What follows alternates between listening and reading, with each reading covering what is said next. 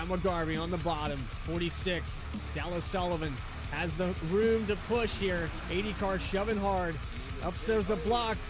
There's the block into the outside wall. 746 wrecking now. 80 car maybe having to move. There's the block again. It's double zero. It's going to try. Oh.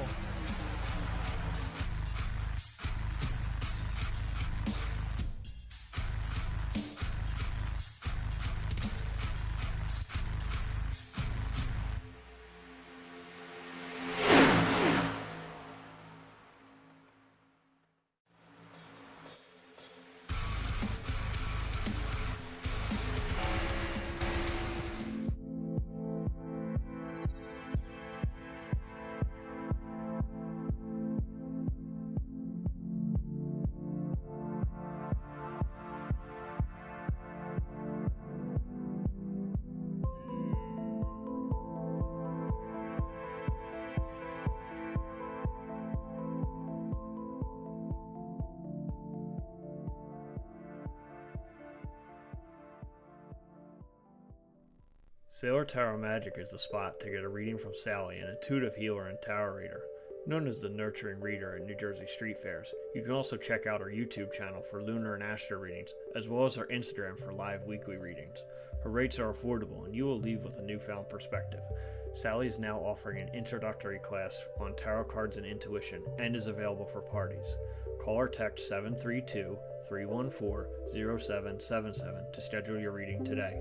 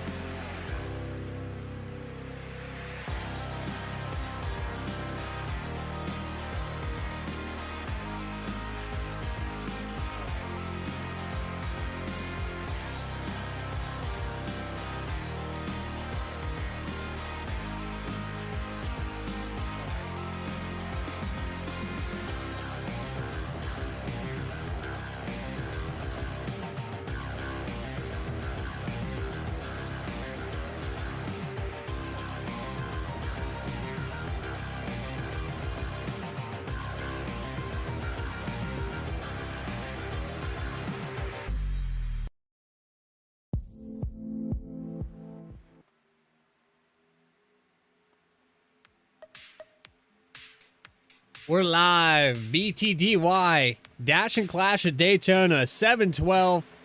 About 3.5 minutes left of practice.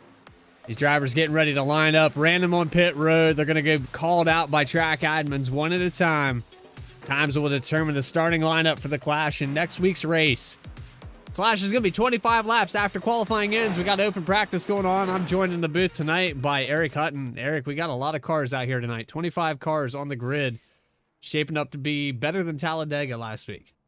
Yeah, maybe. We're looking at practice, seeing a bunch of cars upside down, but hopefully they'll get a little more in control once the race starts. And I think in a bigger field like this, we're going to see a bunch of different strategies and teammates working together, and hopefully a good race tonight.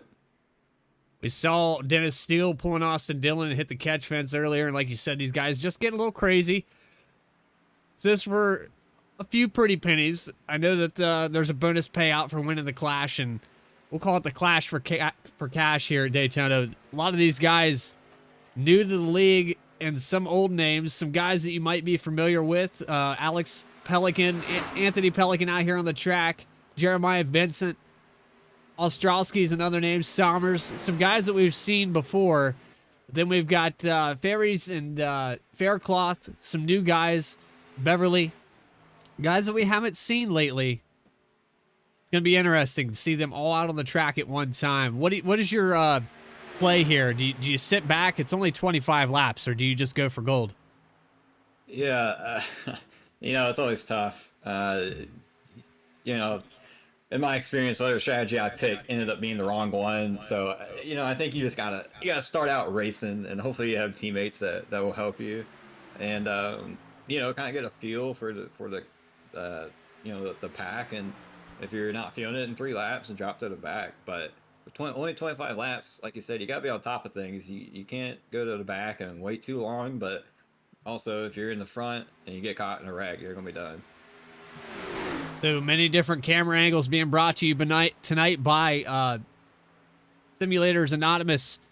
Several sponsors being part of this league.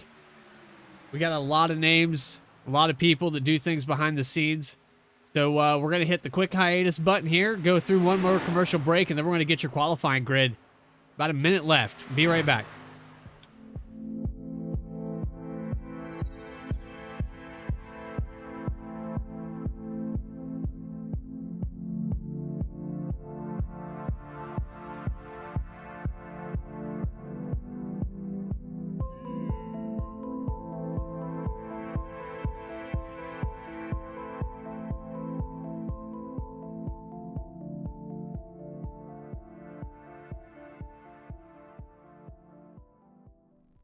Sailor Tarot Magic is the spot to get a reading from Sally, an intuitive healer and tarot reader. Known as the nurturing reader at New Jersey street fairs, you can also check out our YouTube channel for lunar and astro readings, as well as our Instagram for live weekly readings. Her rates are affordable, and you will leave with a newfound perspective. Sally is now offering an introductory class on tarot cards and intuition, and is available for parties. Call or text 732-314-0777 to schedule your reading today.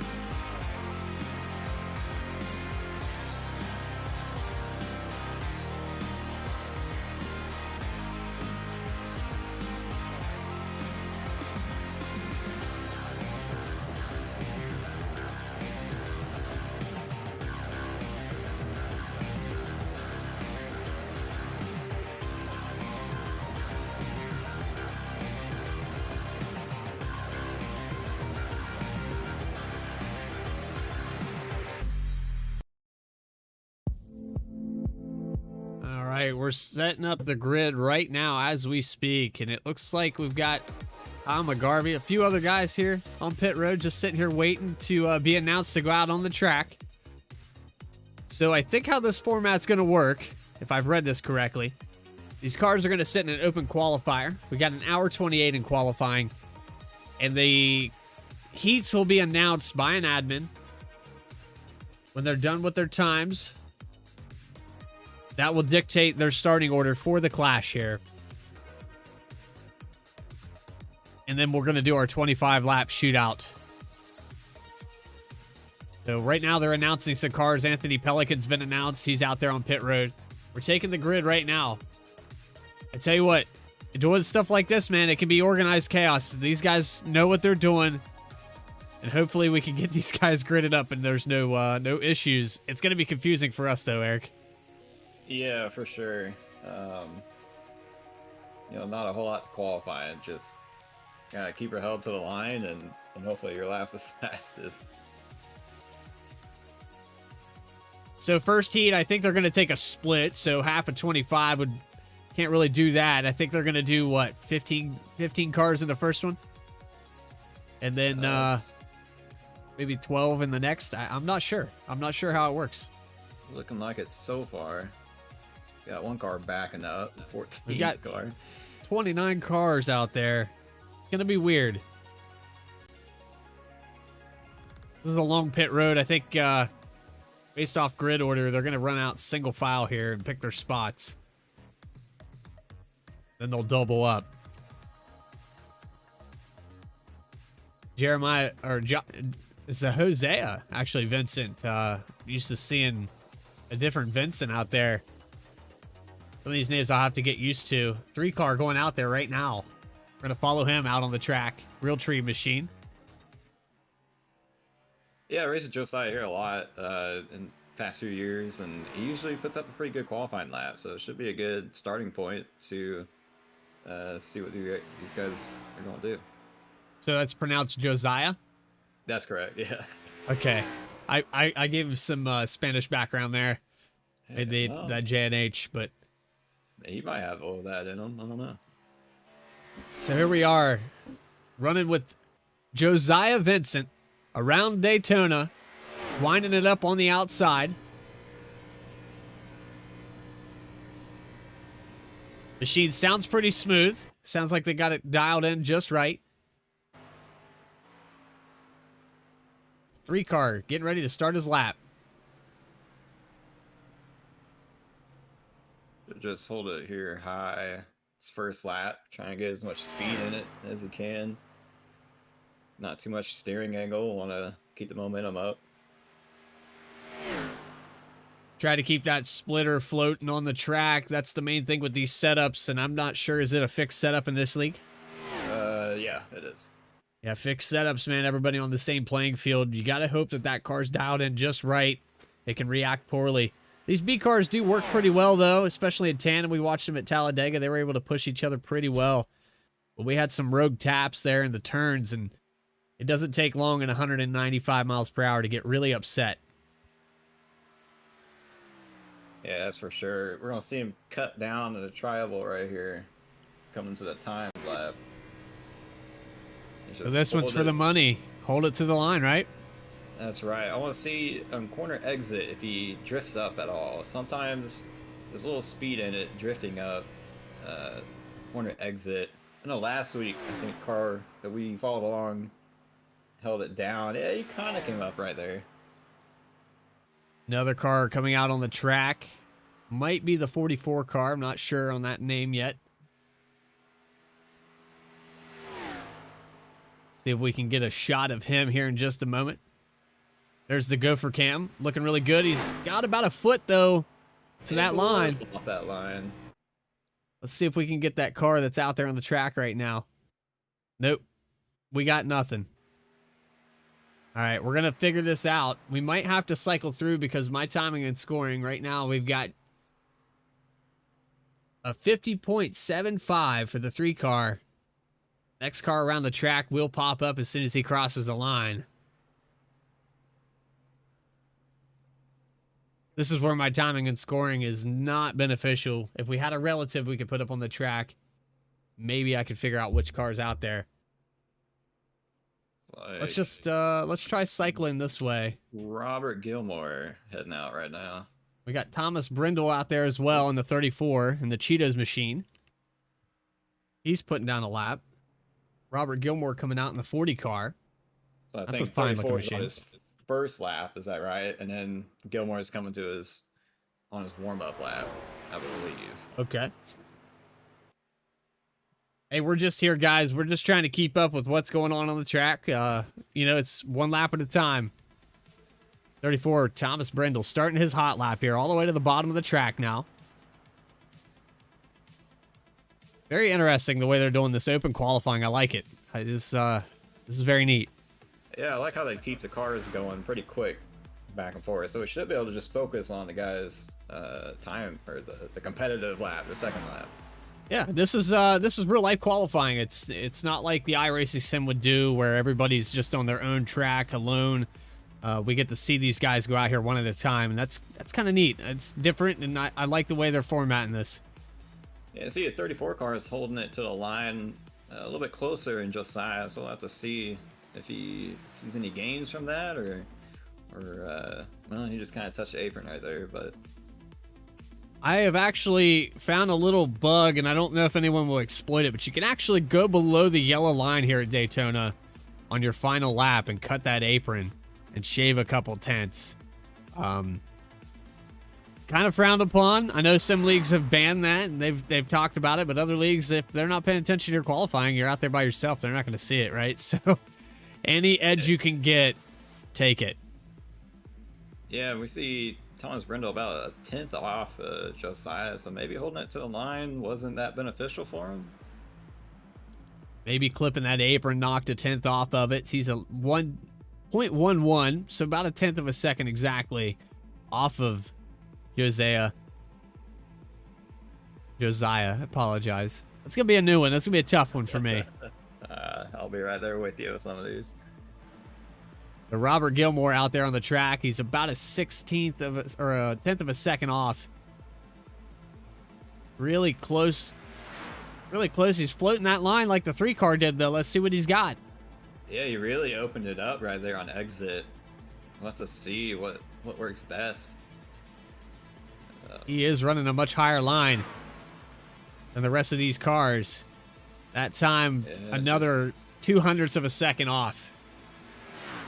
Well, maybe holding it just a little bit farther off the line, you can keep less steering angle in it and maybe carry momentum. I'm not sure. Worked well for Josiah. All right, Nathan Ostrowski out there on the track, and I know this name. I've heard it before. Greg Wells putting up a time as well. Cycling these controls, trying not to mess things up. And we did. There it is. Great job. Great job, Brad. Yeah, all right, we're going to really open it on the backstretch. I mean, he is middle lane right now. We'll have to see what that does for him. Somehow we have completely broken our camera. This is a great start to the season. I love it. We had the 11 car of Greg Wells out there on the track putting up a time 0.02 of a second off of the leader. Josiah just got, he's got a 50.75 to beat there. And if I could just figure out my cameras, we had all these cars out here. There we go. Might have hit the wrong button. A little bit of the wall there after the start-finish line, but you guys' time, that's what matters. Got his time. Just going to start third tonight. Based off that, he's tied with Brindle. They're breaking that down to the 1,000th of a second now to figure out where that car should be. All right, now starting his hot lap. We're actually cycling, trying to cycle through these cars, and I think I'm hitting a button where I'm skipping backwards to time lapse for crashes, which aren't happening. Daniel Cunningham coming out on the track. Ostrowski still out there. Ostrowski about 0.8 of a second off. He probably needs to peel this thing all the way to the bottom of the track to go around this time. That KTM machine.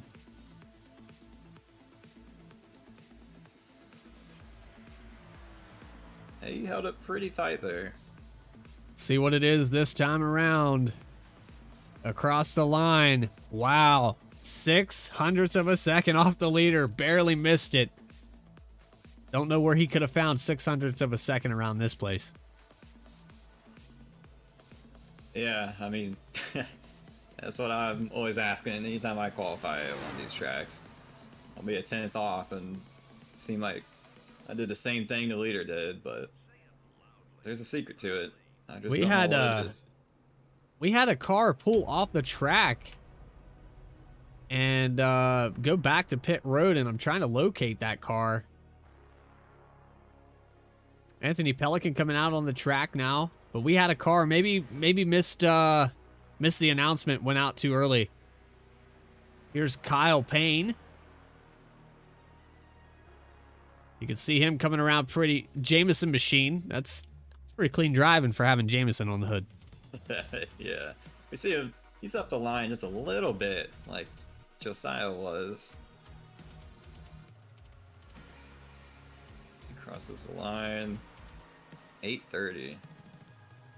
So 0.08 of a second. Here's Anthony Pelican putting his lap down, winding it up on the outside. This is his out lap here, so he's going to stay up high.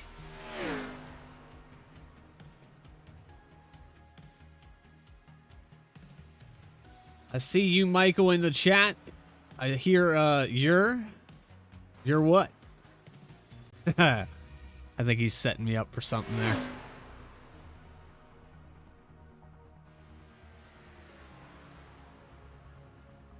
So me personally, I'm sponsored by Bud Light. What are you drinking tonight? I'm drinking a Miller Lite tonight. I had a couple Millers before I started the Bud Light. The neighbor is all about the Miller time. Not my thing, but I am a Packers fan, so there is that. Yeah, man. I'm just a beer fan, so I think whatever you're drinking, it's all right. Fair enough. All right, Anthony Pelican down to the bottom. There it is right there, squeezing that track, trying to get down on that double yellow. Taking BTDY to heart. Don't want to go too far down there. You can see just, wow, these guys are probably a good 2 feet off there. Yeah, that's new to me. He kind of opened up that exit right there. He almost diamond the very last part of the corner. Shortening the track and versus speed, like if you have that feel for how fast you're going, maybe it's beneficial. I don't know. Yeah, I mean, I'm not well versed in super speedway qualifying, to be honest, but that's a new strategy to me. Interested. Maybe I'm learning something up here. I'm interested to see if there's a rule, if anybody will cut that dog leg right there at the front of the straightaway.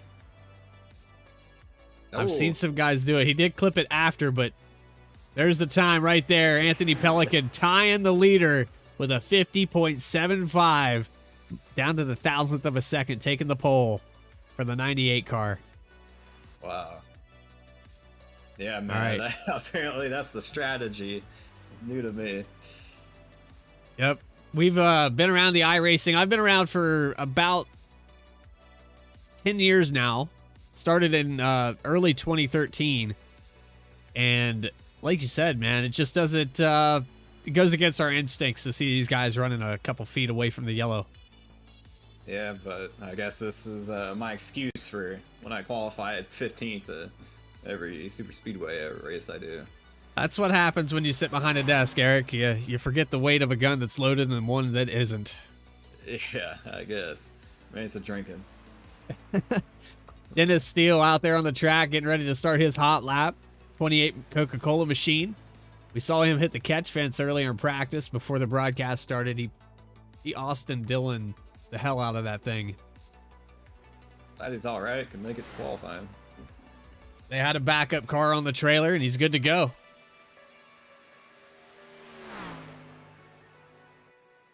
He's squeezing pretty tight there on the exit. Looked like he was a little bit lower than the rest of these guys. Hope that doesn't hurt his speed.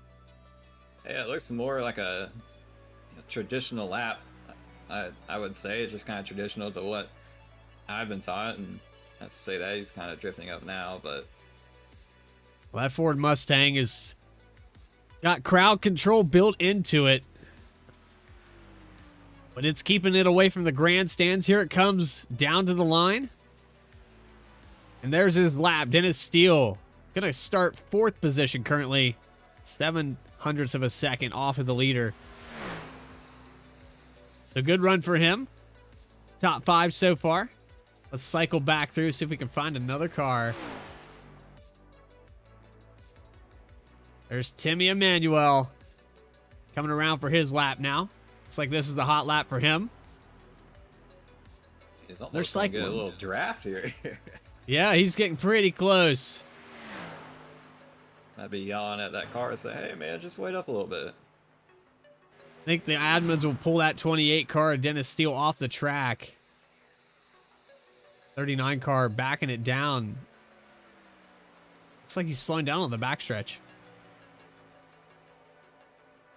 I don't know if that was planned or not. Did it look like that car slowed up a little bit? Yeah, listening to it sounded like he was just in it. I'm not sure what this car in front of him's still doing. I don't know. Dennis Steele maybe took both laps Yeah. on the bottom. I'm not sure. I think Timmy had a little help there with that lap, running a 50.2. Yeah, I think the admins are probably going to be a little upset with that 28 car. I don't think it was supposed to still be on the track there. Howdy from the 40 pit. Welcome to the chat. Hey, I brought it up this time.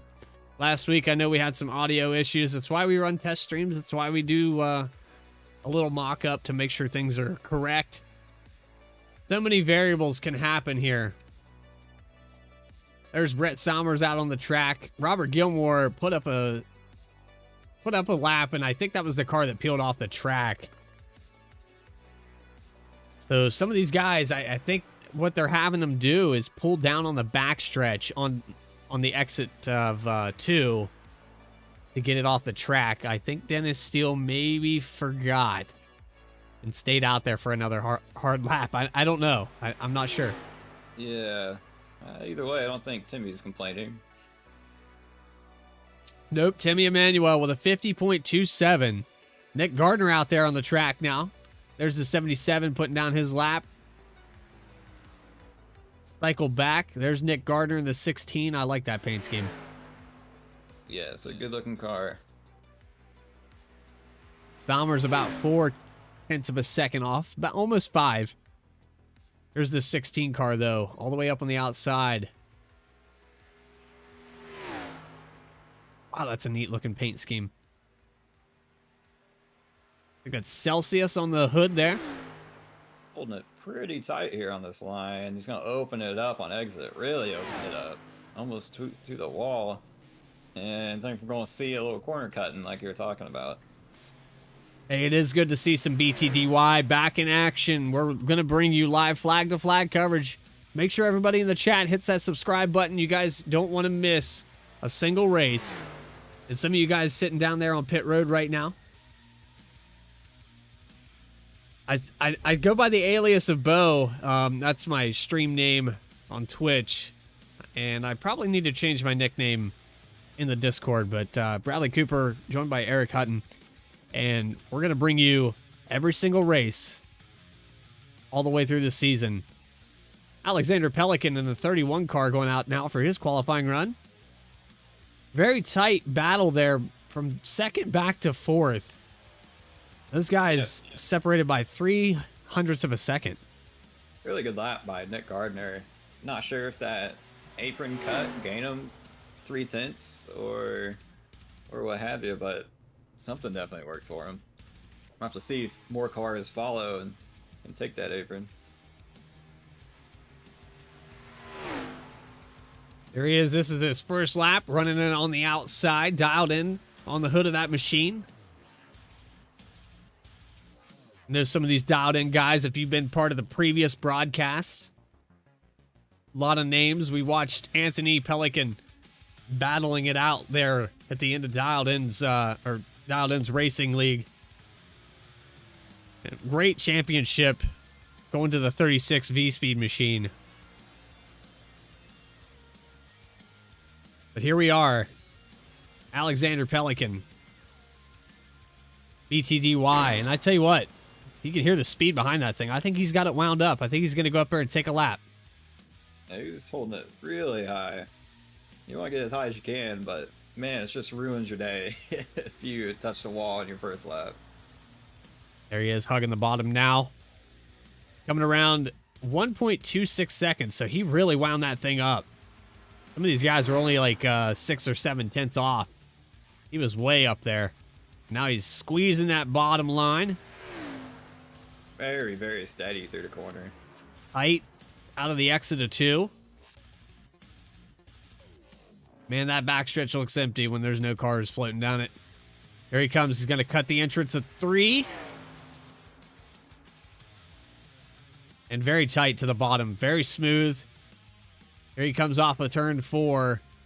And this is looking like a hot lap. Definitely a top 5 lap for this 31 machine. Smoothest car we've seen. I mean, there was not one wiggle through the corner at all. There it is. There's the lap. And now there it is. 3rd place. Pretty good lap. We got 3 different drivers running a 0.47 here. So we're breaking down that 3rd through 6th position by hundredths of a second.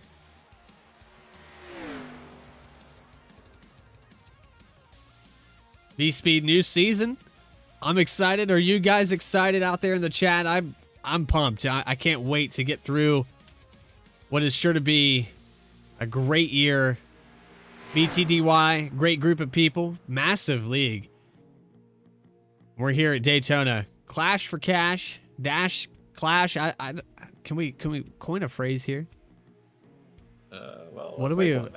Let's officially call it the dash for cash, because that's what it is. These guys are racing for their qualifying for next week, and they're going to go 25 laps We see Mark Beverly running out the outside in that Bush machine. I support that. I like that car right there.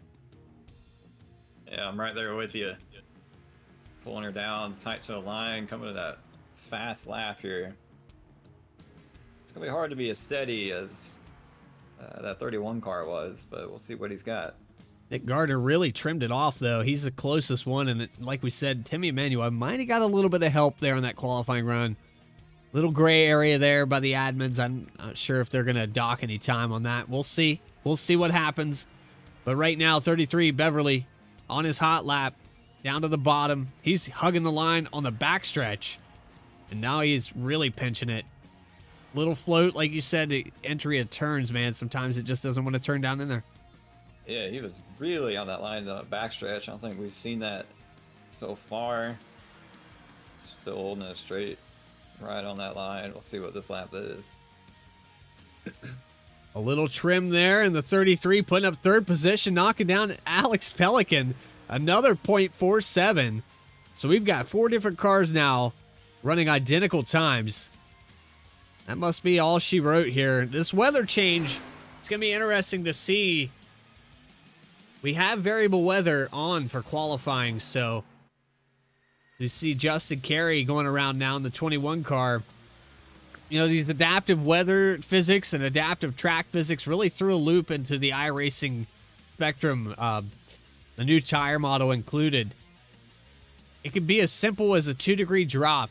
And, you know, a track like Daytona probably doesn't interfere too much, but you go to a place like Chicagoland where you wait 2 or 3 minutes before you go out and qualify, and that track temp will drop a degree. That can make or break your qualifying effort. So you got to kind of predict what the weather's going to do. The sun comes out, it could heat up turn 4, and you might not get that exit that you want. Yeah, you'll be sitting there on pit road waiting for a cloud and hoping you get one. It'll make or break your lap. But like you said, not gonna matter too much here. Yeah, Daytona is just not one of those places where maybe crosswind could interfere if you had a backstretch wind, something like that. But for the most part, these guys running identical times all the way down to the top 10 within a 1/10 of a second of each other. And here's Justin Carey, a little wide on the exit of 2. But that's kind of what Nick Gardner did, and he's sitting in second position currently. Yeah, we've seen guys hold it right on the line and get to the front. We've seen guys hold it about a foot off the line the whole way around there near the front. So I don't know if I could tell you what strategy is going to work. Well, it's a Moose coming across the line here. Let's see his time as he goes across. 21 car going to be scored. 8th position. 0.5 of a second off.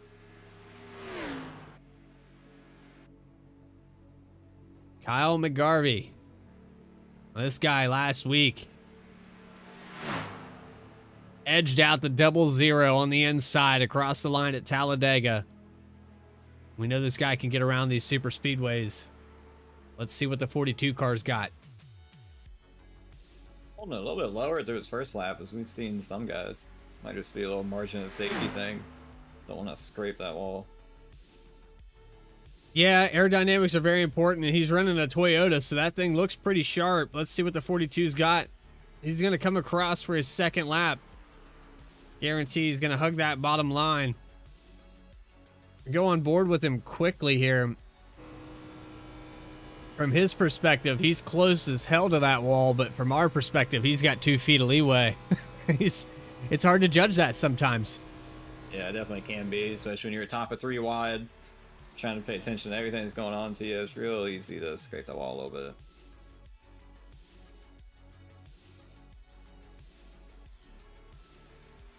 It's like he's going to keep it, start to keep it a little bit off the line, but he's coming in tight now.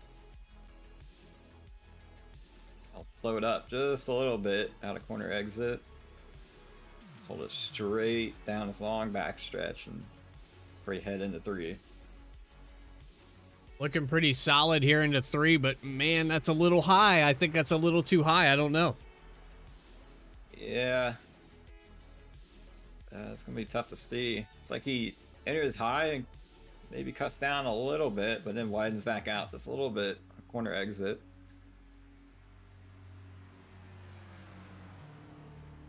Across the line for the 42. 0.5 of a second. Starting in 9th tonight. Now we're riding on with Jordan Scheffler in the 13 machine.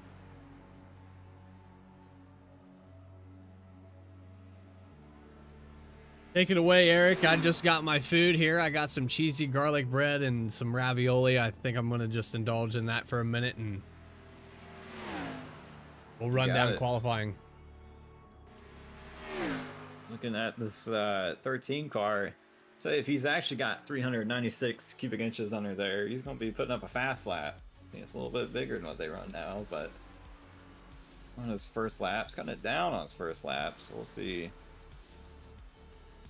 Might affect his speed heading into that second lap. Usually you want to keep it up high, but he opens up that exit pretty good.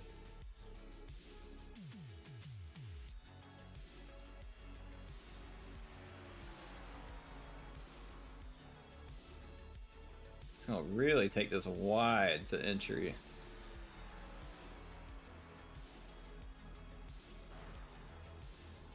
Interesting line. We've seen a lot of guys try a bunch of different lines. We'll have to see what this works out for him. This is definitely a unique line compared to what we've seen. He's running the entry and exit a lot wider than anyone else so far. For sure, that entry was very wide. He's going to keep it up there. Not as wide into 3, a little more typical as we've seen. But still holding it about a foot off a yellow line or so. Widen it out on the exit. Be interested to see what this is going to be. Look at that bottom there, just on the exit. Yeah, it's not going to be what he wants to see. The 51.289. So Jordan Scheffler going to be a little bit deep in the field here, about a second off in the time. Might have to go down and talk with the crew, and maybe the setup's just not quite right. Maybe the wheel. Something's going on with that 13. He's going to have to tighten up that line a little bit. But he's pulling it down off the apron. Here we go. Daniel Cunningham, 54 car, winding up his car. See him holding the outside on this. And that rowdy energy. Really cool blue color on there. Big blue. Let's see what he can do here.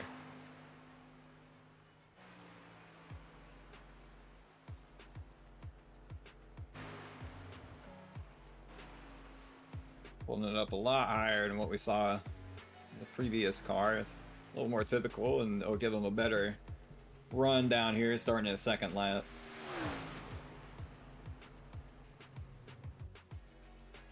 I just found the hottest piece of ravioli in the world. I have lava, 3rd-degree burns on my tongue. This is going to be excellent for the broadcast. If I start slurring my words, I'm not drunk. I just can't taste anything. I can't taste words right now. Cool it down with a little Bud Light. It'll be alright. So Daniel Cunningham on his hot lap right here. Down the back straightaway. Really tight. Let's say Big Blue on the back of it. Sure does. So Big Blue coming around turn 4. Off of the dog leg, and let's see what time he can put up. These guys were running 0.47 to get in that top 5. And this time across the line, 54 Cunningham. 8th position for him. 0.52 off of Timmy Emmanuel.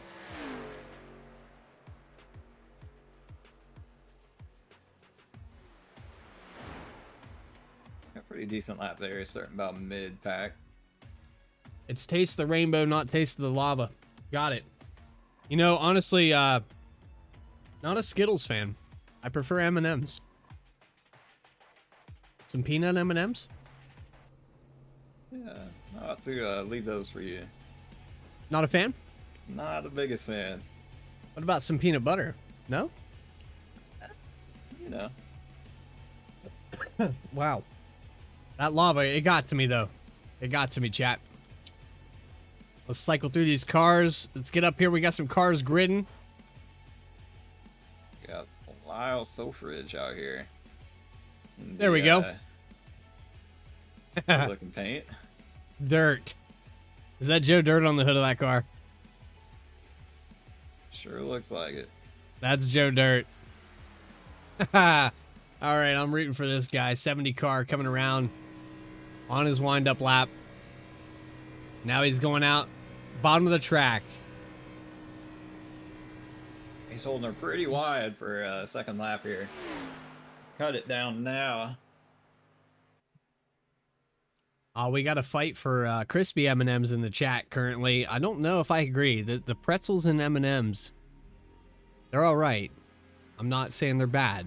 I'm just saying if I had to pick, I'm going peanut all the way. Nutritional. You gotta look at the nutritional.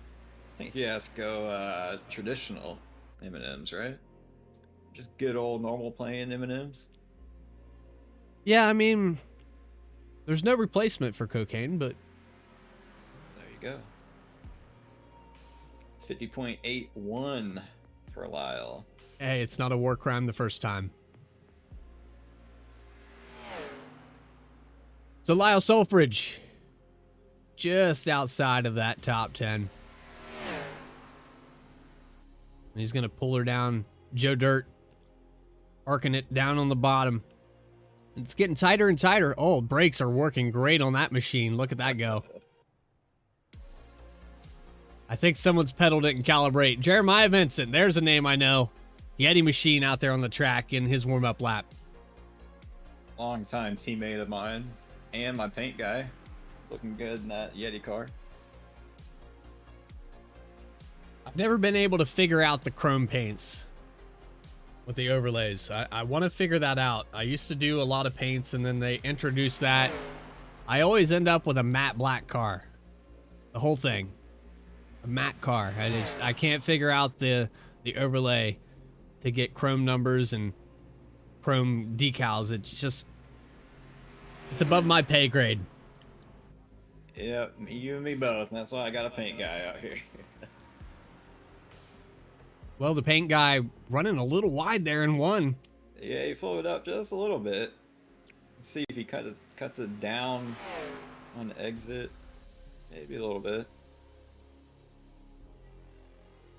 I doubt in, he ran the 25 car, and he was one of those guys that would qualify back 10th, 11th place, and by the end of the thing, he was in the top 5. He would always find his way up there towards the end of the race.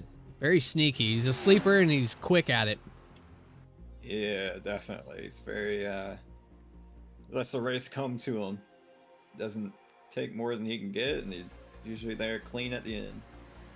Methodical driver. 9 car across the line, starting 8th. 0.5 of a second off. All right, let's cycle through. Jordan Brockel. I said that name correctly, right? Sounds right to me. All right, 84 car. There's the wind-up lap. Let's see what he does here. Uh-oh. Having a connection issue for just a moment there.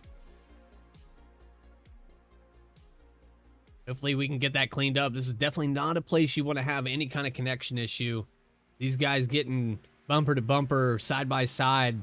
Car blinks out for 1 second. That could mean a run goes away, a car inside of a car, someone in the grandstands. We've seen it happen before, and it can wreck the whole field.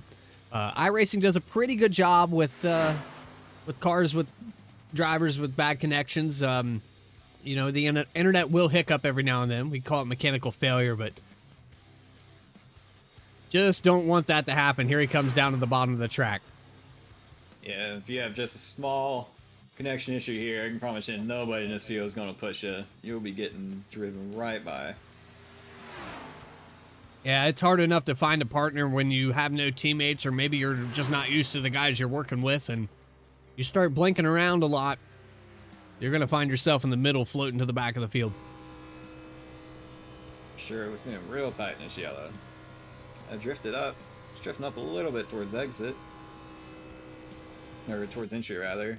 Turns it back down.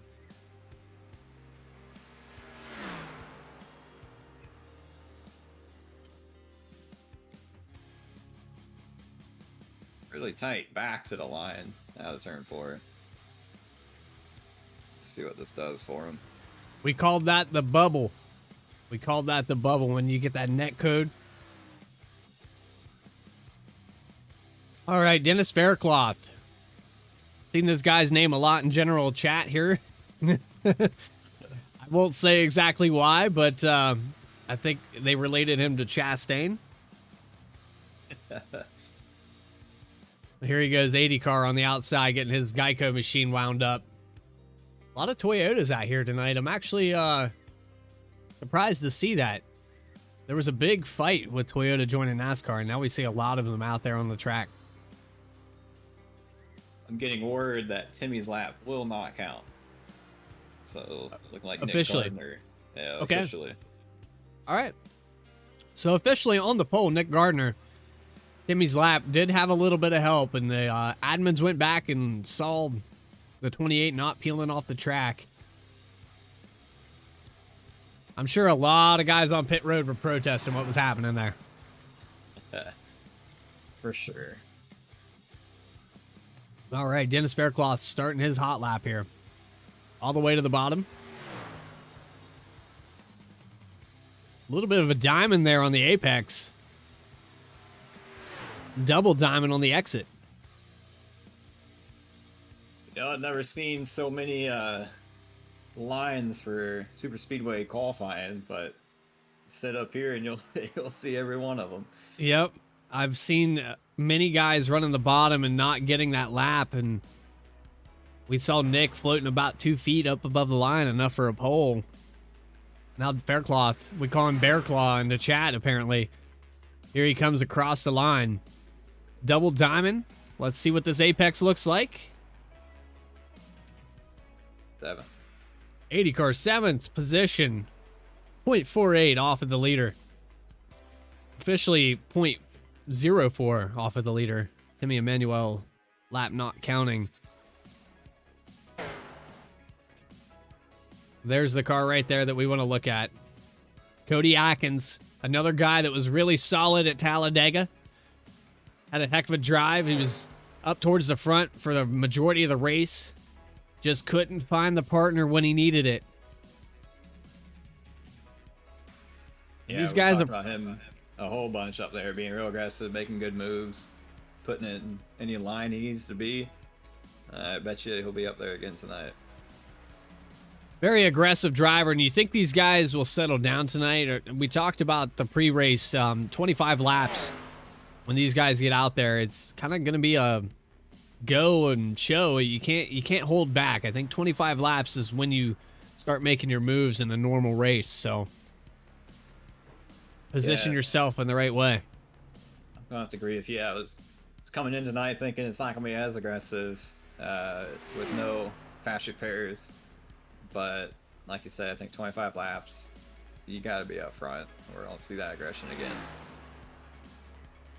Very narrow track compared to Talladega. We won't see the 4 wide like we did there on the front straightaway last week. But the 8 car, Cody Atkins, getting ready to put his lap up. Really wide entry into 3. Still a little high. Very steady through the corner, though. He's going to widen it out on exit. 20 cars have put up a time, 22 cars, and they're moving them quick. Cody Atkins across the line. That's going to put him in 9th position. 0.5 of a second off. 0.1 of a second off Nick Gardner. My timing of scoring is brought to you by Broken Bud Light. We're doing our best here with what we have to work with. Currently with that time up there on the board, the intervals will not be accurate. So base everything off of Nick Gardner's time. There's Zach Smith in the 1 car on the outside. Pretty colorful car here. Light blue. I like the light blue roll bars too. The green outside. It was like a pearl paint. With that name in the number. I haven't seen that before. Very neat looking paint scheme. Yeah, very bright colors. Not gonna miss this car. Zach Smith coming around, getting ready to take it to the bottom of the track. And, you know, there's a reason that some of these guys paint their parts a little bit different. I know with the DEI guys, it was to find their pieces because they were cheating so much they didn't want anybody to discover their parts. So when there was a wreck, they could go out and find all the pieces of that car. They were all painted red.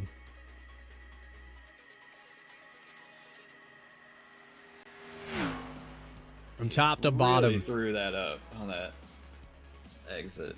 Bringing it back down. Let's see if he does the same thing at 4. Finding that timing and scoring there, the intervals that it will show you on iRacing, if you could set that up to your all-time best and try to keep it in there, you can kind of gauge your speed based off your exits. Some of these guys, I don't know if they're aware of that, but there's a little check mark in your options button. You can turn on an interval and it will actually show you a grid, like a bar graph, of how far off you are. Sometimes that can make all the difference for how you're getting around this place. One car peeling it down. Here comes the 44. I'm going to butcher this name, but I'm going to say Saya Ferries. I believe it's safe. Safe? Safe, yeah. And the last name? Right. Yeah. Is it Faries or Ferries? I don't know. I think it's Ferries. All right. 44 yeah, car. That's what we're going with for now. We'll be seeing him this year.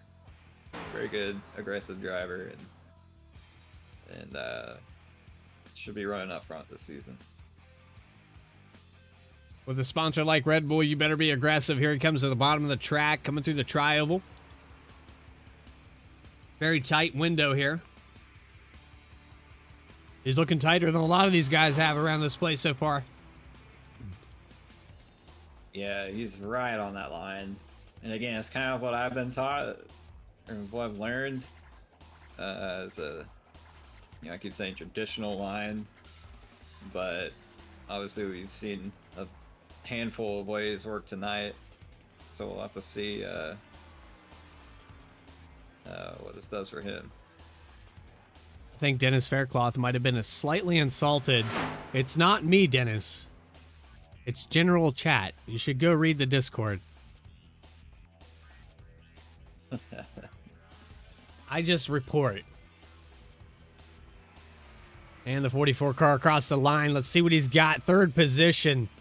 There it is right there. And off.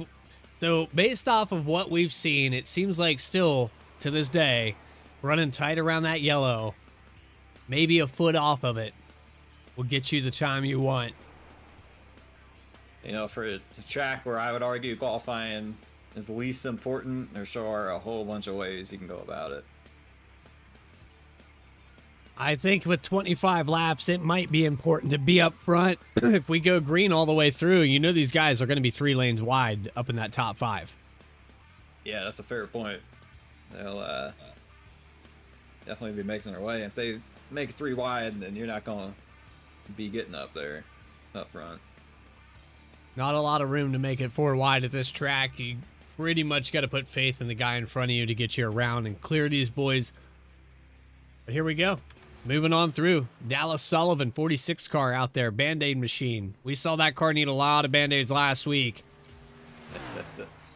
We did, but we saw him battling for the lead just about every lap last week as well. Yep, back to the front. He was one of those guys that would move from 11th to 2nd position in just a lap. And he had a good partner of Jeremiah Vincent. Or no, the 5 car, Alan Dice, actually working with him really well. A lot of these guys picking and choosing their partners, but here with money, I trust no one. Yeah, for sure. I think you just gotta stick with your teammates and then just hope for a clean race. It's gonna be a lot of luck tonight. Setting up the qualifying for next week's race at Daytona. This will dictate that. Oh, there it is, right there. That's what I like to see. Dallas Sullivan all the way to the bottom. Not enough, though. 3rd position. 2nd position, technically. Man, He ran an identical time to the rest of these guys at a .47, but that's the first guy I've seen do it. Yeah, he definitely gained a little bit, it looks like. That's a lap time that I know works, man. I know it works. There's 71. Lane Salfridge coming out on his hot lap here.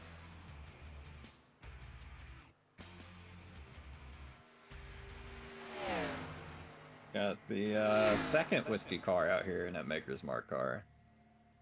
You Jameson or Maker's Mark kind of guy? I think I'll stick with Jameson. Maker's Mark just kind of sounds like the great value brand. It can be dangerous. I think they're a little pricey, aren't they? Like $30. Yeah, I mean, as far as whiskey goes, they're cheap though, right? Yeah, I mean, the sky's the limit there. I'm more of a Kentucky bourbon guy. I stick with old Eli. Okay. 71 car coming across the line. It's like he's going to put up a... Oh, man. He ran the bottom on both laps here. This first one out. Yeah, it's... 0.66 off of the lead. Not the best strategy to run on the bottom both times, but... Well, we'll see what happens here. He's got his second lap. He's hugging that yellow. It's phenomenal what job iRacing does, though.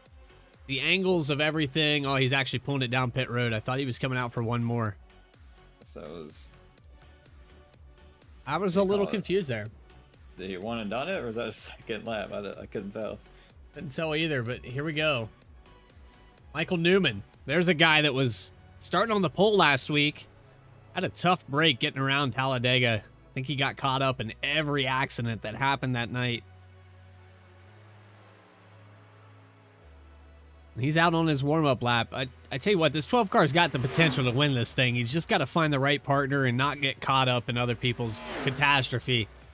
There's a lot of chaos there that he got caught up in last week, and he looked really good. He could run it up to the lead. He showed that he could qualify too, so let's see what he gets around Daytona.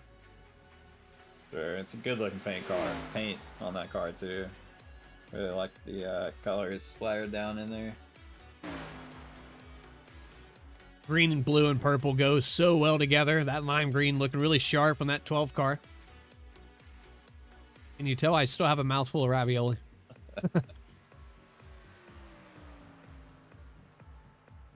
I'm trying to get rid of this here, but my dog's been sitting in my lap for about a solid 20 minutes. I think I'm just going to give it to her. There you go. All right, 12 car to the bottom of the track. Coming out of 2. Looking really tight there. That's looking really solid. I think he might be our new pole sitter here. Nick Gardner better watch out. He opened it up a good amount there on exit. We'll have to see how that works for him.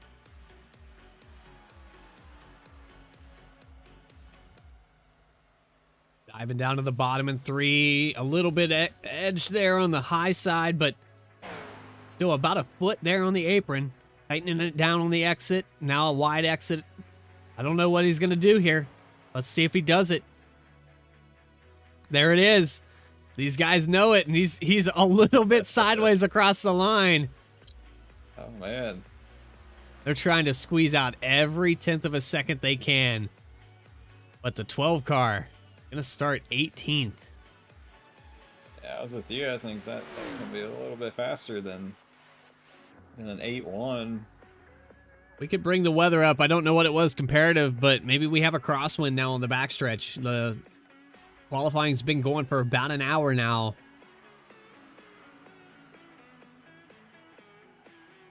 So weather definitely becoming a factor, maybe changing some of these times. 12 car is going to pull it down pit road. Let's find our next qualifier here. Alan Dice, 5 car.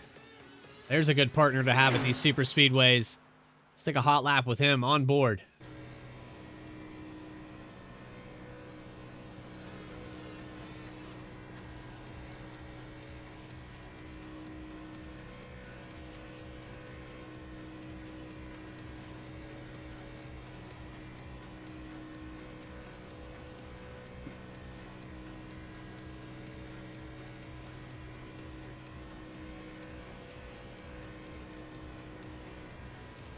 Yeah, we see him real tight on this line here. I like the way he came through the triangle, cutting it down mid-corner. I've seen a lot of guys enter the triangle on the bottom. But yeah, Alan Dice here keeping it real tight on the yellow. Seen that work well for safe, so we'll see what the 5 can put up on the board. Only 2 cars left to qualify. Opened it up a little bit on exit and brought it back. A lot of times you can carry a little more momentum doing that. So Alan Dice through the line here. 5 car looking good, but man, I think the weather's changed. 16th position. Yeah, Out of something's 10th off. happening. We're just not seeing the speed we saw the last 3 or 4 cars. All right, so I think we're good. I think we've got all the qualifiers here done and ready to go. I don't see another car out on the track. I'll look one more time, but I think that's it. From nose to tail on pit road. So your pole sitter, Nick Gardner, Timmy Emmanuel's lap, not counting. I think he's going to get an EOL for that. Let's see what we got in store. Here's your grid. We'll put it up on screen for you.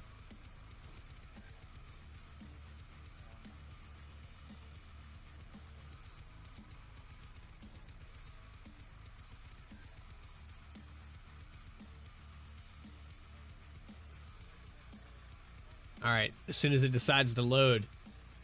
Timmy Emmanuel, EOL for that car. Nick Gardner going to start out in the front. Dallas Sullivan. Steve Perry's in 4th position. Mark Beverly, Alexander Pelican, Anthony Pelican. Those Pelican brothers, man, they're close, aren't they? Yeah, that's for sure. Josiah Vincent, Dennis Faircloth, Zach Smith, your top 10.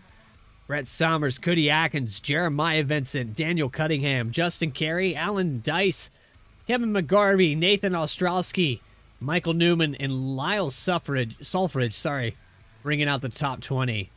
Dennis Steele, 21st. Jordan Brockel. Kyle Payne, Thomas Brindle, Craig Wells, Robert Gilmore, Lane Sulfridge, and Jordan Shepler. Rounding out your field. Let's get those standings off the screen real quick. Maybe we'll pull up your qualifying on the pole here. The 16 car. Let's see if we can find him in the Discord real quick.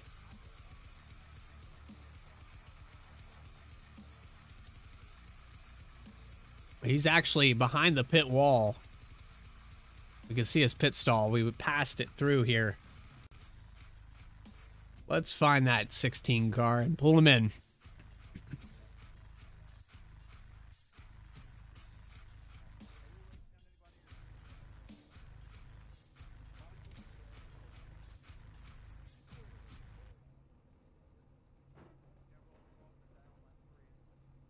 Having some troubles finding the 16 car.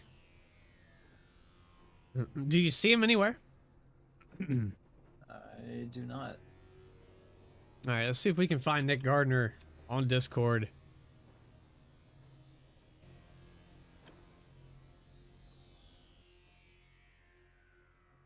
Do not see him in there either.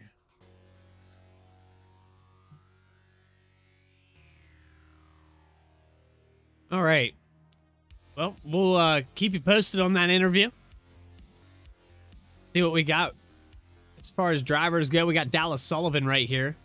We can pull him down real quick. Dallas Sullivan, it's Eric Hutton and Bradley Cooper in the booth. You got a copy, buddy? Hey, what's up, Brad? What's up, Eric?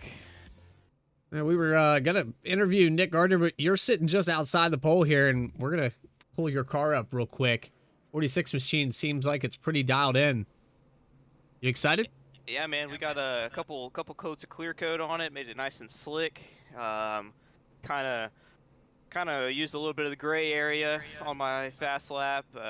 Guess some folks aren't too happy with that, but we'll you know, see yeah, what it is in the rule book. But I tell so you what, far, man, I haven't seen anything that says I couldn't do that in the rule book. So I personally, I was mentioning it in the broadcast, and you were the first guy to try it, so kudos to you. And hey, gray areas, maybe there'll be a rule written and it'll have your name on it.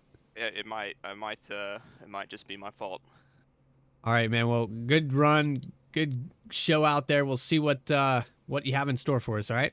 Hey, I appreciate y'all up there. Y'all have a good race. So, 46 car Dallas Sullivan, and he was just talking about it. And dude, I don't see a problem with it.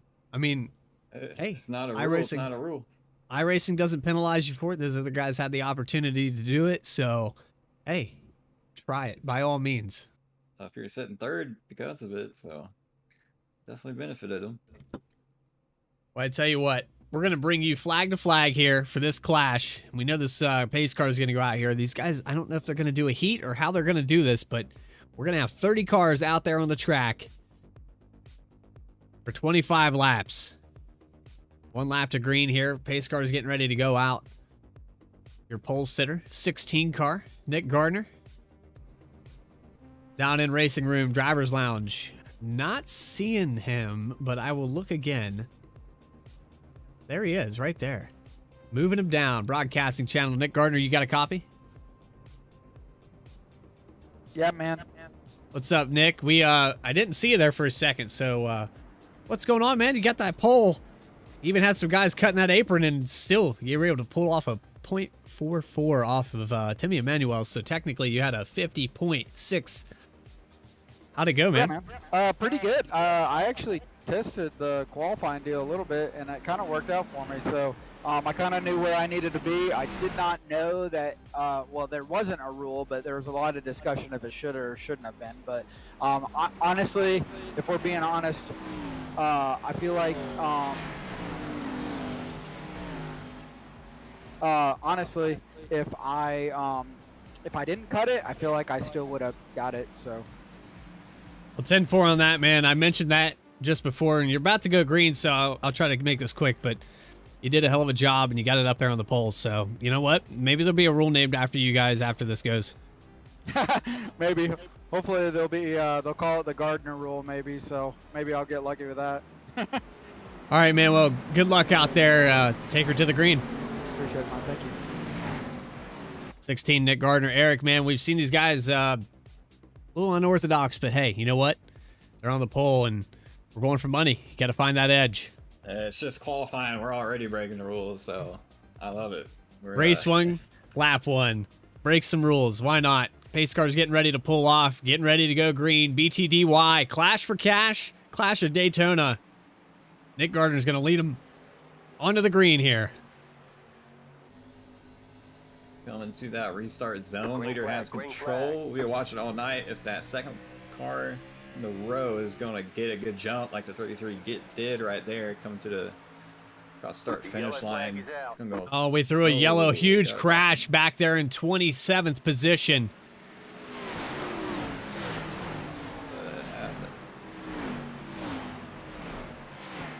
Big wreck back there behind him.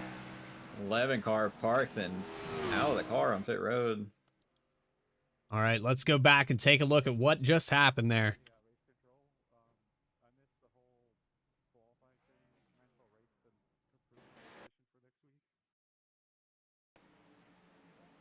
All right, we're setting up. We were looking pretty solid there on this restart. Didn't look like anybody, I mean, maybe an accordion on the field here. I'm interested to see. Oh, it's already Oh, wow. Oh, 54 man. car. 54 car Upside. come to a dead stop in the middle of the dog leg. Upside down before third gear. Don't think I've ever seen that. What happened to the 54 car? All right, let's see. Maybe he missed the shift here.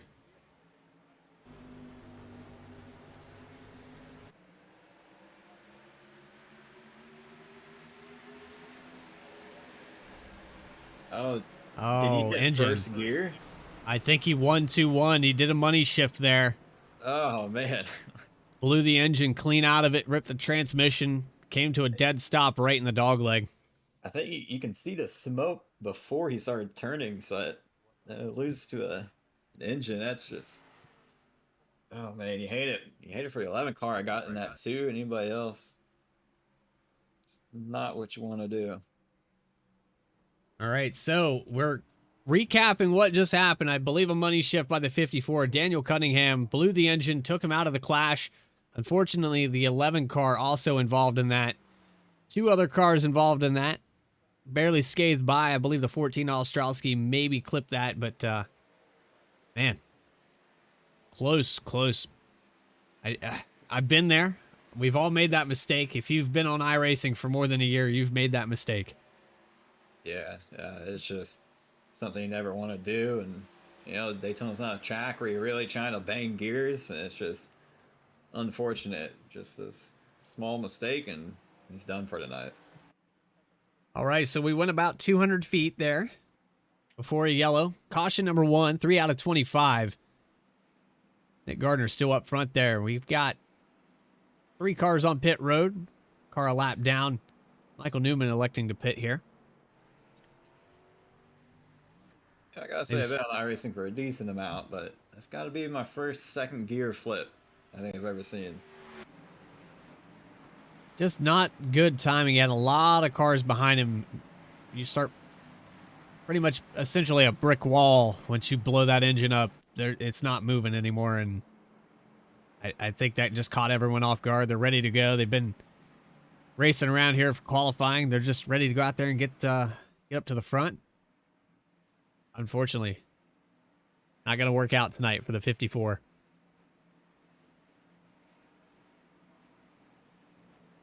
So, on the outside there, 33 car, Mark Beverly was able to push his way up. They had a great jump there on that start. Looked like they were going to get hooked up and get going. Inside line was ready to go. Nick Gardner maybe pulled a little early. We saw that being a problem at Talladega with some of these guys getting out to too much of a jump. Yeah, I'm going to be looking for a little teamwork maybe. I'm not sure if those two are teammates, but a lot of times if you and your teammate are in the front 2 rows, you can let the bottom guy go a little early, and top guy will drop on down. Well, I know the 98 and 16 work well together. They were definitely on a team before, dialed in, so they're gonna find a way. Hell or high water, they will find a way to get connected up here. 33 car up in second position. 98 might just give him a shove and get him out ahead of the 16, and it's going to be Pelican. I have a feeling he's going to pull down in front of the 16 with him. Should see even more aggression here with, this is what, 4 laps, 5 laps, knocked off the already short race, so it should just amplify the aggression we've already been expecting. We had some guys complaining, prior to qualifying. The guys said that they put some extra clear coat. Chat said he used some Crisco on there. Car was a little too slick, but 16, 46 on the inside, the 2 fastest guys out here on qualifying, and we're going to see what that 33 can do out there on his lonesome. I don't think he has any teammates out there to work with him right now.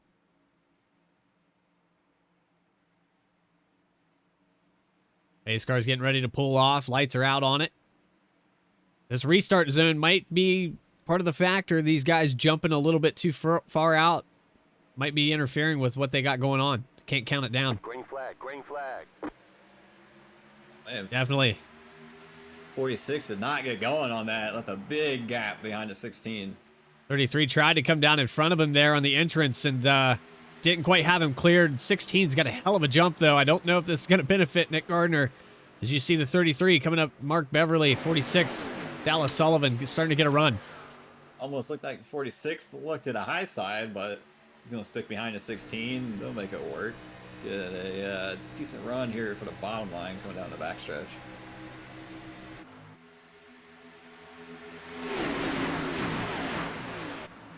Two by two. 33 on the outside, 16 on the inside. Nick Gardner trying to hold on to the lead. There it is, 46 on his bumper, 48 or 98 on the back of the 33, and I think they're going to get the push to lead this lap. Yeah, we'll have to see if that 33 is going to drop down and control the bottom line, or if he's going to stay with that 98. 98's giving him a good push. If they stay here on the high side, they have potential to control the front. Because nobody else is going to be able to get that third lane going, at least not yet. Typically, it's not as fast, and they can just stay in that high line and control the front of the field. 44 car making an aggressive move here up the middle. Yeah, he doesn't have help. We'll have to see if anybody goes to that bottom. The high line is even in the middle, but for sure, I think someone's going to cut that. Well, he just Oh, powers boy. throughs it, brings it to the top. That works too. Good move by the 44. He was able to get up from 5th position up to 3rd. Nick Gardner still your leader here, holding on to it. Now the 33 is going to be pushing. Yeah, 33 is not happy with that move. He's going to look to the outside. Not going to find anything there. Maybe see if that 98 is going to go with him, or just trying to mess with the 44. But can't imagine a 44 is going to be on top of the 33's list to work with. We ticked off a lot of laps here, 7 out of 25, and looked like we had another move maybe brewing there with the 71 car. Thought maybe we were going to have a 3rd lane working here in just a minute. Yeah, I think the 33's got a little damage on the back. I'm not sure what that's from. Don't know if that's real or if it's kind of just an iRacing thing. But it might be something to keep an eye on. He's really aggressive on the back of 44. We're looking through Anthony Pelican's onboard here, and it is damaged. It does show some damage on that rear bumper. But he's begging the 98 car to take that outside with him. They made a look, and 44 moving up. That's a dangerous move there. You gotta have a lot of trust in the 98, because he can so easily split you down the middle, and you'll be heading towards the back real quick. Stand on the draft for the 33 car, 16. Nick Gardner still holding on to it. He's got nothing in front of him. He's got a great pusher behind him. Yeah, still just 2x2 since we've seen the drop of green flag. I think we have to be real aggressive. We were talking about that earlier, how aggressive we're going to have to be already. Only about 17 to go. And you're going to have to be pulling moves like we saw the 44 do. It's going to be aggressive. 33 goes 3rd lane again. But you've got the 5 car like Alan Dice right here mid-pack, and where do you go? I mean, you got to be aggressive, but where can you go from here? There's not a lot of room to make passes, and you just got to wait for a lane and take it. But if you're this far back with less than 20 to go, I don't know where you make a move. There's a window right there for the 21. And maybe move up high. If you're the 5th car on back in your line, you have nowhere you can go. You have to start splitting the middle. You got to get a group of guys and maybe try to make the 3rd lane work. A lot of times once you get that 3rd lane, it can kind of disrupt that top line, and you kind of reset the field and work with guys maybe that you know to get that line formed back up and head towards the front. Well, 16, Nick Gardner still holding on to it. Got a great pusher. Dallas Sullivan behind him. 44 car was starting to make a little headway. The 33 behind him, Mark Beverly. This top 5, man, you could throw a blanket over the whole field, but they're running tight. 3 car out of nowhere here. 33 is still trying to make the high line work. Not sure he's really doing any good by peeking up there. I don't know if he's in communication with the 98 or if he thinks the 98 is going to come with him, but I would be tucked behind a 44 and try and get as much draft as possible if you want to make a move on him. I can tell you these things get hot quick. He might be just breathing it and waiting for a move here on the outside. 33, he really running it up high, though. Here comes the 3 car. Maybe he's going to make some ground here on the exit. Yeah, 3 cars and experienced super speedway racer. We definitely know he can make some moves. He gets a bobble right there. 44 and 46 touched each other on the back straightaway. Able to keep it under control. 33 backed off a little bit, though, and that's going to kill the run for the 44 car. Yeah, top line's really getting disrupted here. I think this might be time for the guys on the bottom, like we talked about the 5 out dice, and maybe make some moves now that top line has lost a little bit of momentum. You can get reformed and fired back towards the front. So as they group back up, Dice stand to the bottom. We were talking about him mid-pack. He's going to have to make some gutsy calls here. Running out of time. We got about 10 to go. We're approaching that threshold. 80 car, there's an aggressive move. Got 3 wide for the lead now. 44 car got split down the middle in that very high lanes trying to make it work. No help for the 44. He's still holding it strong so far. I don't He's going to go back up to that line. It's so tough to get that third line working at the very top. 44, Safe Ferries. Working magic by himself here. Able to maintain that third spot. We saw the 80 car Faircloth come all the way to the bottom of the track, but now he's kind of a sitting duck and pulled down there in front of Alan Dice. Dice in the same boat. You can't go anywhere. Anybody from about 5th place back and all the way to the bottom of the track here for the 80 car. Maybe got knocked out of the groove. Yeah, he's going to be real careful trying to safely make his way back up. Don't want to carry too much speed on the aprons. You'll get pushed to the back on the line if you don't want to. He makes it work. Gets back up there in a safe place. I tell you what, if I was the 12 car just now, Michael Newman, I was puckering because that thing was close. Yeah, exactly. I don't know, it's the worst feeling is seeing someone come back up or being the guy trying to make way back up. All right, back up to the lead. Nick Gardner leading a lot of laps here, but we hit that halfway mark. You're starting to see these guys shuffle around, starting to see a little bit of gaps, a little cushion there for a run on the exits. 33 car trying to get around the 44. You can just tell he's getting frustrated. Yeah, just haven't seen anybody make moves besides the 44. They're split in the middle. I think 30. Well, here goes 44 to the bottom. Let's see if he tries to block both lines. 16 didn't like that, and he's going to stick out. Trying to get the 33's help. Get up on a quarter to 44. He's there. 33's going to have a bunch of momentum off the corner and see if he pushes the 16er. Nick Gardner making some moves. Wanted the lead, had the lead, took it back. That time by.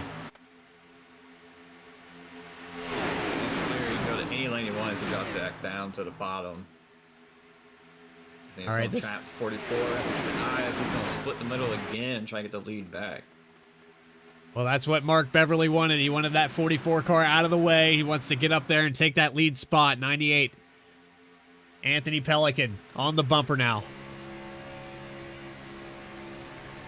44 car is all over the back of 16, pushing him hard down into the corner. 33's got to run as well with the 98 behind him. It's even off the floor. It's going to be really close here at the line, but the 44 pushing hard. 16 edging him out here across the line. Nick Gardner, still your leader, starting on the pole. He's led a majority of these laps, and with 10 to go, it's still anybody's race. We haven't had it yet, and I'm not going to jinx it, but we haven't had one yet. Yeah, 44 car is flirting with getting back up on the top line. 33 doesn't like that. We'll just see if he pushes him. He stays behind him. Really looking for one of those cars midfield to start working their way with only 10 to go. The way we've seen so far, it just seems difficult to make a run. 33 car goes to that third line again. He just really isn't doing much. All he's doing is slowing down. The 44 kind of bunches up that line. It looks like he just can't commit if he wants to take that third line or not. Look, the top line is now back 2 car lengths from the bottom. Check back in mid-pack here. Alan Dice still kind of sitting outside that top 10. It's very stagnant back here. Nowhere to go. And you just have to be splitting guys three wide now, I think. Third line we've seen just really isn't doing much. I think if you want to be up there, you got to take 3 wide and just risk the chance. There's a third line starting to brew from about 12th position. Timmy Emmanuel. He's been working his way up through this field. At the EOL, he's up there in the what appears to be the 13th position, 14th position. 3 wide brewing back there. 9 taking it 3 on that high line. See if he can go anywhere.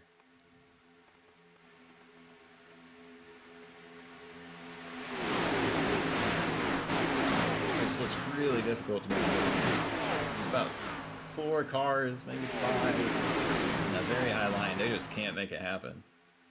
16 cars still trying to hold on to that lead. The 44's been battling with him all race long. Nick Gardner holding his own, though. And he's back paired up with the 46. I think that's where he wants to be here. The closing laps. Yeah, 16's obviously very fast. I saw him qualifying. Oh, we got a big wreck. Oh, we got a big wreck behind him. 71 car. Several cars involved back here. 28, Dennis Steele. 34, 12. All right, let's go back and take a look at what just happened there. That was a big crash, multiple cars on that accident. Rewind just a little bit. Riding with the 71 car. We got a car bobbling. Oh, it looks like they were 3 wide. 3 wide. Somebody came up the track a little bit, clipped the 12 and the 71, and sent them guys around. 34 cars still running there in the Cheetah's machine. Minimal damage maybe for the 34. I think he's going to be okay.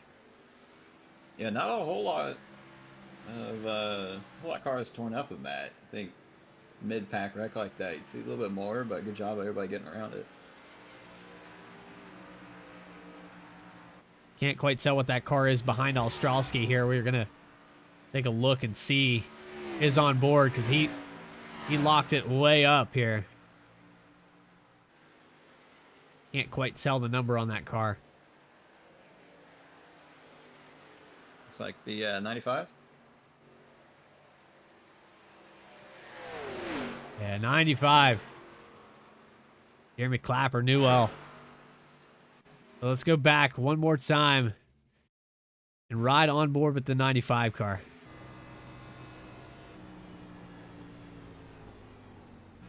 Great job getting on the brakes early. Almost comes, I think he does come to a complete stop here. The entire exit of 4 completely blocked off. The whole track's blocked. That's all you can do. Yeah, great work there. Keeping her clean.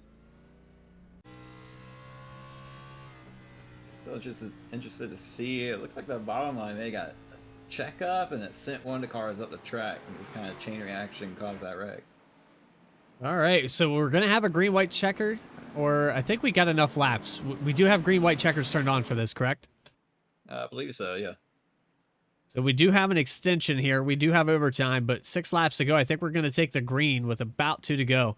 I'm going to hit a quick hiatus button. We're going to go to a commercial break. It's BTDY. Appreciate you guys. Hit the subscribe button, and we'll be back right after this.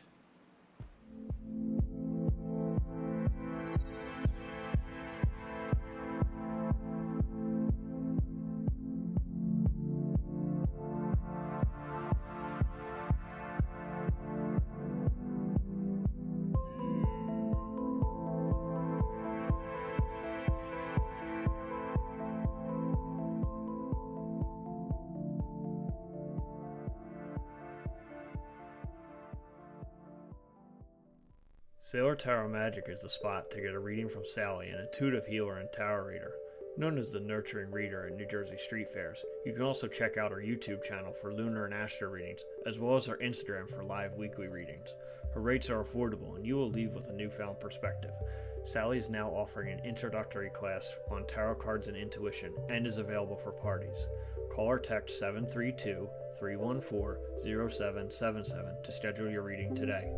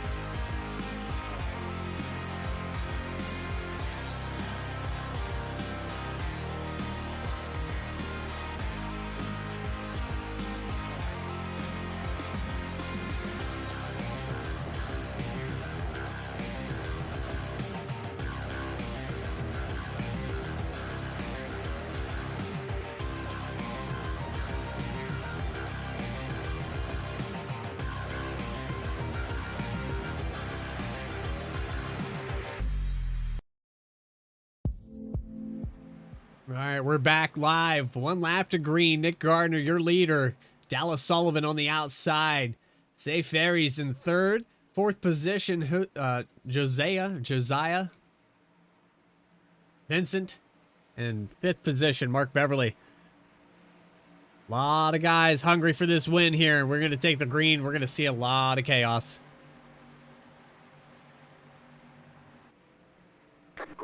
Green flag. Green flag is out. There goes the 16 of Nick Gardner, winding it up. It gets a decent gap, but nothing crazy. I think we're going to see some moves happening here. We saw how difficult it was to make your way to the front. The third line really wasn't working, so if I was on that high line, I'd be really careful of keeping it tight on the bottom, make sure nobody splits me 3 wide. 44 car, looks like he's got a good push here, but to the outside, 46. Dallas Sullivan, oh, a little wiggle there. Really pushing hard down the backstretch in the 3. 44 car is still all over the 16. Here they come off of 4, and it's looking tight. 3 car all over the back bumper. I can tell you, if that 44 car gets clear, I can all but guarantee you he's going to the top. Try to get a run for that lead. 3 to go here. 3 cars pushing real hard on the 46 and isn't going to allow it to happen.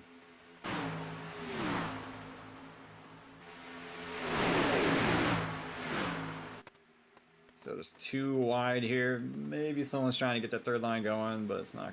We're not going to see that happen at the front. Just a drag race down the backstretch. Looked like the 8 car, Cody Atkins, was trying to get that third line. Now a cut down to the bottom. Timmy Emmanuel looking for some room. He's trying to find a hole. Might have got boxed in here, though, on the bottom. 16 car still edging him out. Doing a great job holding it to the bottom and letting the 44 car push them. I think if I was him, I'd almost be checking up maybe just a little bit to make sure the 46 car stays alongside, say, for the 44. 2 laps to go. Strong. Oh, we got wrecked. And a big wreck. 13's in it. 13 car torn all to pieces. 34 car is, again is in that one. 40 Robert Gilmore is missing the front end. Then a steal in it. I think my iRacing sim might have crashed out here for just a second on the 13.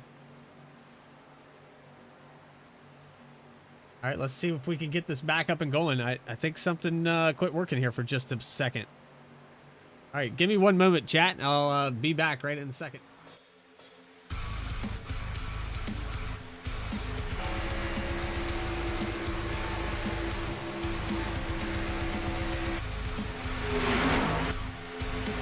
All right, whatever happened there, a little technical difficulty. I don't know what happened, but the 13, when I switched to it, there's the touch, but the 9.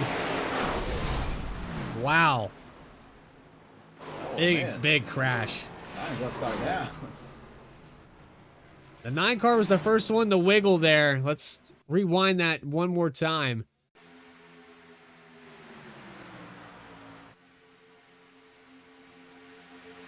Like maybe he got a little bit of help there on that outside. Got him sideways. He was running 3 wide. Timmy Emmanuel. Oh, man, they were just so close there in that 3 wide. He just drift up a little bit. Man, 34 made a nasty hit on that 9 and sent him upside down. This guy's just... 34 just drifted up a little bit. Got on his left rear. All right, well, we're sitting here into session. I'm not sure what happened. I've got cars parked on the bottom of the track. It seems as if the spooler is broken. Something broke.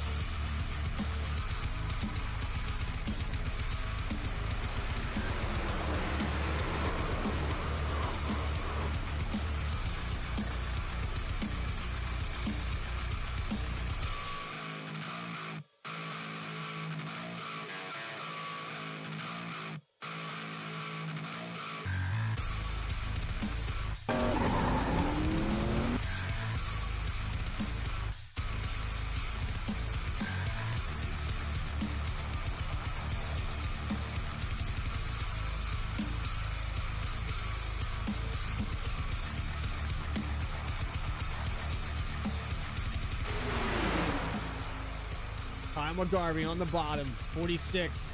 Dallas Sullivan has the room to push here. 80 car shoving hard. Upstairs the block. There's the block into the outside wall. 746 wrecking now. 80 car maybe having to move. There's the block again. It's double zero. It's going To the, oh.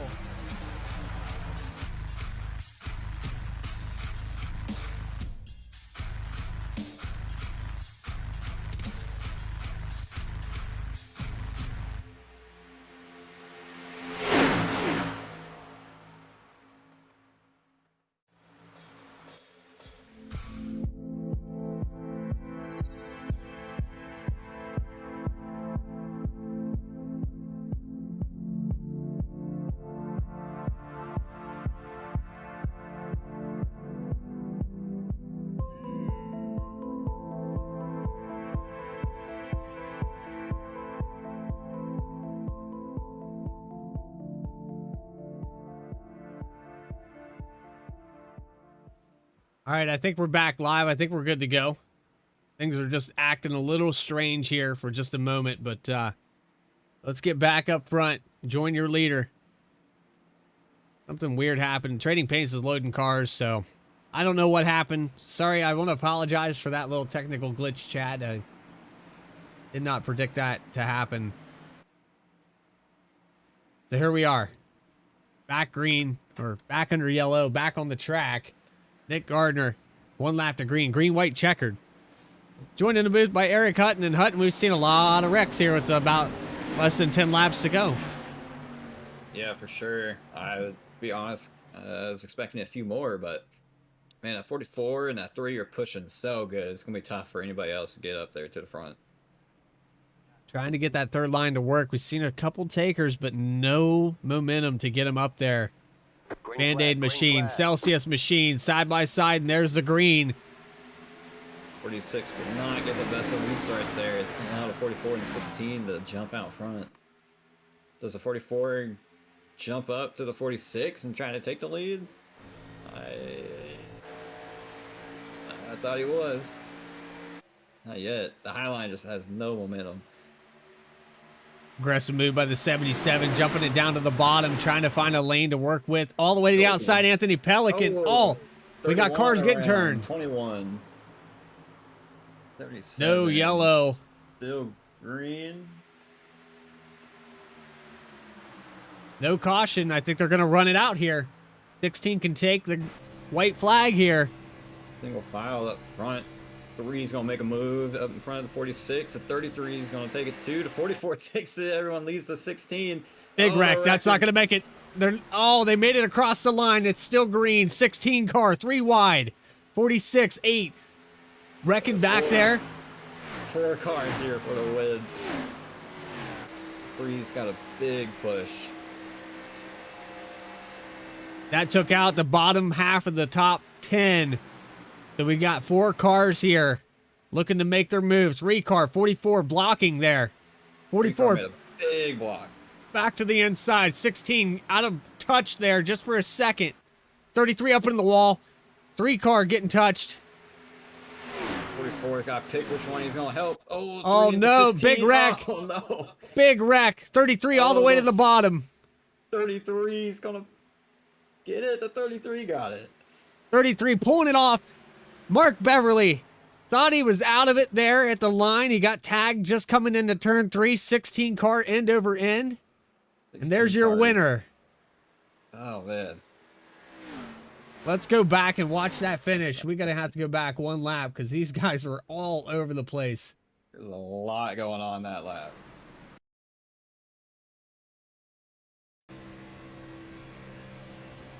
So it's just 2 to go here. I think we need to rewind a little bit further because there was a wreck on the back straightaway.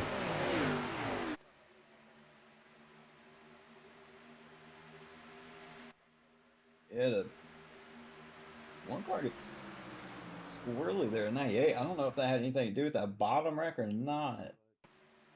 Made a 21 and 77. 21 and 31 got into each other. I don't know, 21 thought he was clear or he got touched. He just sent it up there. We have a second accident coming out of the dog leg here. I believe the 46 and the 8 car get involved. Yeah, this is the big one. It leaves just the 4 up front to run for the lead. Was that the 80? Yeah, it looks 80 comes up into the 8 car. And then we have the run to the finish here. 16 car was in the right position. We thought the 33 car was going to be completely out of it here. Yeah, the 33 car throws a big block on safe right here. So it goes high, and 3 says, no, you're not. And then 3 and the 16 just start beating and banging. Oh, that 33, man, he fell back so far. I thought he was out of it, but the 16, the accident here, right here with the touch of the 3 into the 44, throws the 16 into the catch fence. Man, Dennis Steele barely able to clear that. And he has front end damage, but the 33 able to get through it. Your winner tonight, Mark Beverly. And I know we had some technical difficulties. You're probably getting sick and tired of watching this screen, but we're going to hit the quick hiatus button, bring these guys in the top 3 up to the chat. We appreciate it. BTDY, post-race interviews, 33 car. Your winner.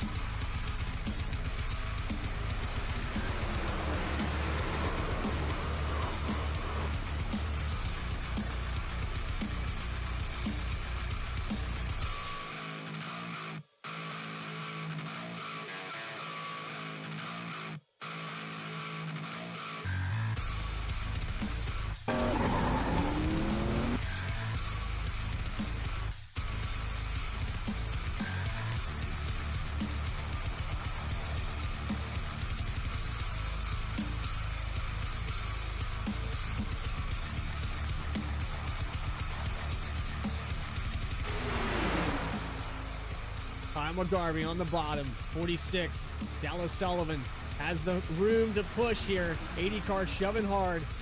There's the block. There's the block into the outside wall. 746 wrecking now. 80 car maybe having to move. There's the block again.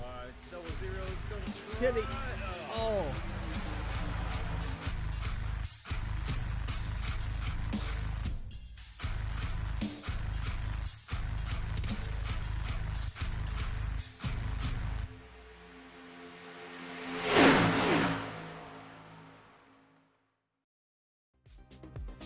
All right, we're going to burn it down with Mark Beverly. I was trying to find the top 3, not a single car or driver.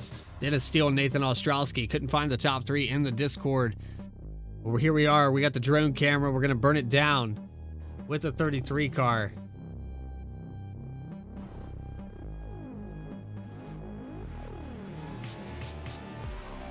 Your winner tonight, Mark Beverly, pulling it off. The Clash and Dash at Daytona.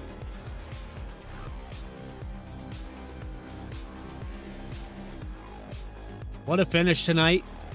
We'll bring your standings up on the screen there.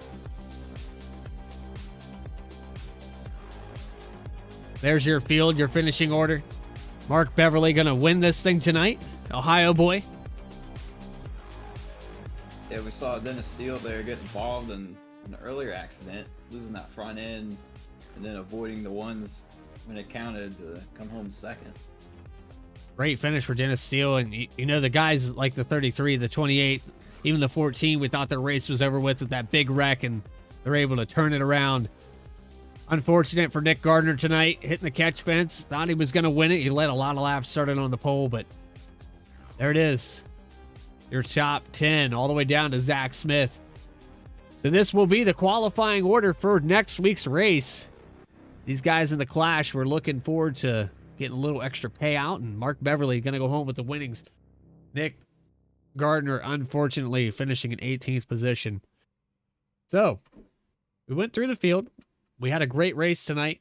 A lot of highlight reels. You could go back and watch us repeatedly, but the one that sticks out to me the most is that white flag just at the line where they crashed. Back straightaway didn't bring out a yellow. Front straightaway didn't bring out a yellow. And then we hit the catch fences. 33 car. Beverly pulling it off. Eric, I had a great time tonight. What about you, my guy? Yeah, man. We saw a lot of aggression last week. And, kind of questioning, at least I was, if we're going to see it again tonight. It looked difficult to make moves. The two lines were very dominant, had good pushers and good leaders there. And then just a wild last lap. I don't think anybody could have predicted that. Well, we appreciate your time. Everybody in the chat, make sure you hit the subscribe button. I know it was a crazy finish. We're going to go here next week. Daytona again. Clash qualifying is over with. We'll see you next week, 8:30 qualifying. We appreciate your time. For everybody, Drivers Network America, below the double yellow BTDY. For myself, Eric Hutton, signing off. We appreciate it, guys. Take care.